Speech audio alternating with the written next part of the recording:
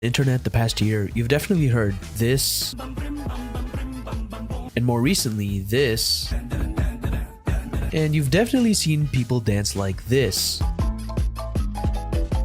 What do these songs have in common? They're both anime openings done by the same artist. You may also recognize this artist from an anime that aired a few years ago that sounded like this.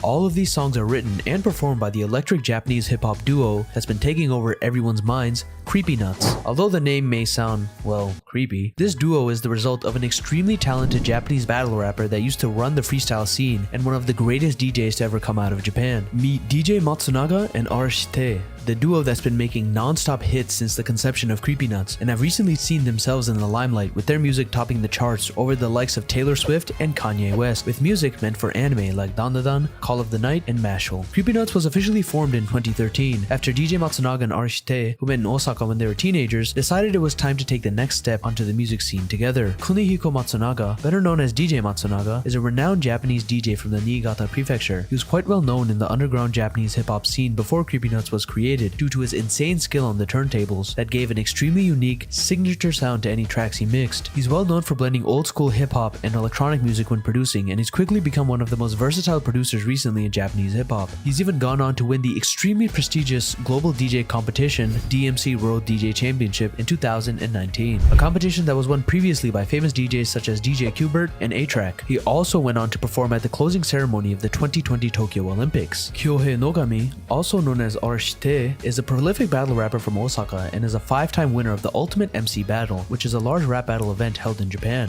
He's known for his extremely distinct fast style of rapping that manages to be catchy, goofy, and charismatic while containing lyrics that comment on the state of society, Arashite's personal experiences, and vulnerabilities. He's far from a one-trick pony when it comes to creating music for CreepyNuts, as he combines his unique rapping with explosive vocals and a cappella. Combined with DJ Matsunaga's bouncy beats, these two have quickly carved themselves out as a standout duo in the ever-changing Japanese music scene. After forming in 2013, CreepyNuts stayed independent from any music labels and grew quite a following in the underground Japanese hip-hop scene with many enthusiasts. By the time 2017 had rolled around, they had received enough recognition to catch the eye of Sony Music, where they signed and debuted their first major label release in 2017. In 2018, CreepyNuts released their first album under Sony Music named Creepshow, which performed decently on Oricon's albums chart and Billboard Japan's Hot Albums. Also in 2018, they released a single named Yofukashi no Uta, which would end up becoming an integral part of the inspiration behind the first anime adaptation CreepyNuts would be making music for. In 2021, CreepyNuts released their second album named Case, which ended up charting fantastically in Japan's top album charts, placing at a peak of third for all albums in Japan. Their third and currently most recent album was released the following year on September 7th, 2022, and also charted similarly to their previous album, proving to Japan that they were a musical force to be reckoned with in the current era. As I mentioned earlier, the release of Yofukashi no Uta back in 2018 would go on to inspire a shonen supernatural romance manga named Call of the Night, written by mangaka Kotoyama, who is also the mind behind Dagashi Kashi. Kotoyama was so moved by Yofukashi no Uta that he decided to name his new manga, Call of the Night, after it, and even reached out to CreepyNuts for permission to use the name based off of their song. When it was time to adapt Call of the Night as an anime, CreepyNuts were at the top of the list for musicians who would be making music for the adaptation. This would be the first time that CreepyNuts were making an anime opening, and to no one's surprise,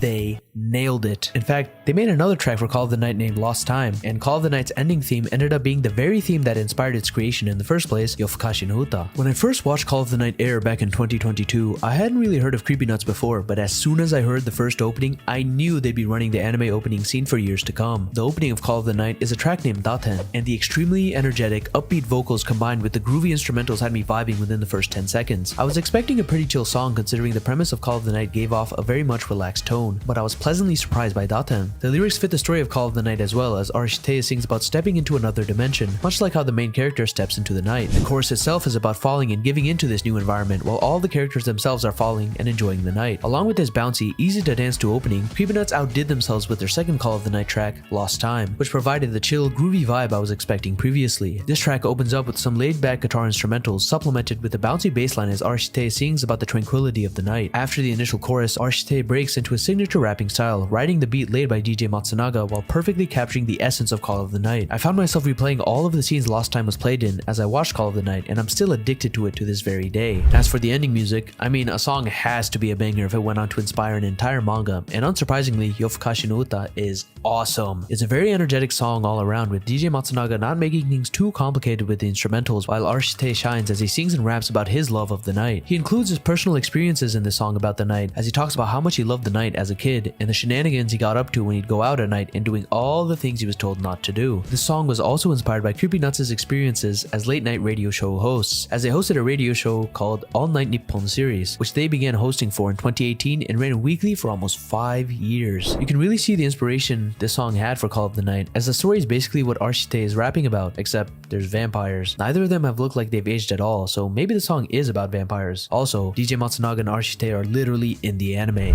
Although CreepyNuts was quite successful with the release of Call of the Night, they gained instant global popularity when they released the opening to the second season of Mashle, which wasn't exactly a huge shonen anime at the time, but was massively boosted thanks to CreepyNuts. I know some of you are sick and tired of the track they created, as it turned into a huge social media trend, but I can't ever keep myself from bobbing my head to it. This track, of course, is Bling Bang Bang Born. No, I did not have an aneurysm. That's actually what the song is called, and it rocks. Arshite and DJ Matsunaga went crazy with this song, creating an extremely iconic and unique sounding opening that'll be remembered for many years to come. There's so many things going on in the mix, opening with the bouncing beat combined with grunting, before turning into xylophones, pianos, that are accompanied by a creaking bed sample. Arshite shows his vocal prowess on this track, starting with the higher pitched manic rapping that's followed by him going through all of his range as he sings and raps. I know the vocals were done by the same person, but I was truly shocked to see at how insanely talented Arshite is after seeing CreepyNuts perform live for the first take. Despite being an insanely unique song that was going to be used for an anime opening, CreepyNuts didn't really anticipate Bling Bang Bang Born blowing up the way it did. They were just hoping to create a new sound no one's ever heard before, and they were even more shocked to see the global popularity, as they anticipated only Japanese audiences would enjoy it due to Arshite's style of fast Japanese rapping. The name of the track itself was supposed to be something different, but CreepyNuts felt like Bling Bang Bang Born would convey the raw emotion in the song much better. Although the lyrics for this song were penned after CreepyNuts were assigned to work on the Mashle opening project, instead of solely focusing on Mashle, Arshite did what he does best and incorporated the main themes of Mashle while tying in his own personal experiences that relate both to the source material and himself. He speaks about how he made it with just his brawn and hard work in the music industry, much like how Mashle does for the school he's attending while rapping on a track that embodies the chaotic comedic vibe of Mashle. CreepyNuts' most recent venture in the world of anime openings is a song named Otonoke, the opening of worldwide sensation Dandadan. The opening hasn't even been out for that long and has already amassed an insane amount of views, thanks to the great storyboarding and catchy song that uses the title of the anime, Dandadan, as the way to set a beat with Arshite's acapella. The beat in Otonoke sounds a little similar to the one from Bling Bang Bang Born, however it gives off a less energetic vibe with the silky smooth guitar, and instead of using a bed creaking sound, DJ Matsunaga opts for horns. The result is an extremely catchy opening that perfectly fits Dandadan's themes about yokai, occults, and young love. The song made me feel like I was floating in the unknown, but not feeling afraid, and instead learning to embrace it as I watched all of the cast grooving to the song. The lyrics themselves keep reminding you of the name of the anime while being extremely memorable, which is ultimately the end goal of any anime opening. Usually, when CreepyNuts begins the music creation process, DJ Matsunaga creates a self-described, simple beat that's pretty long and sends it to Arshite. Arshite iterates on the beat with his vocals, and the two bounce the ever-improving track back and forth until they arrive at a final product that they've never heard before. They've stayed true to their belief of creating a brand new experience with each of their tracks, and even when they make anime music, they never approach the song as strictly being an anime song, and instead focus on their collective creativity and experiences to create a completely unique sound. They use their experiences from rap battles and DJ competitions to battle amongst themselves and challenge their creative capabilities so they can continue making music that they never anticipated but end up loving. Arshite doesn't intentionally include Japanese music elements in his music, but it ends up happening anyways as he grew up in Japan, listening to Japanese rap, and bases his lyrics on the music he's heard and his own life experiences while trying to add a foreign flair here and there. DJ Matsunaga embraces overseas trends as he doesn't want to be confined to the generic J-pop sound and blends various styles such as Latin and Jersey club music. He also believes that the voice is the catchiest instrument and creates his mixes to make Arshite's voice pop out even more, and I think we can all say he did an excellent job at this endeavor. CreepyNuts has already made 2 of the best openings in 2024, and every single song they've made for anime has been an absolute hit. The craziest part is that they've already topped global charts, but they're continually evolving and getting better.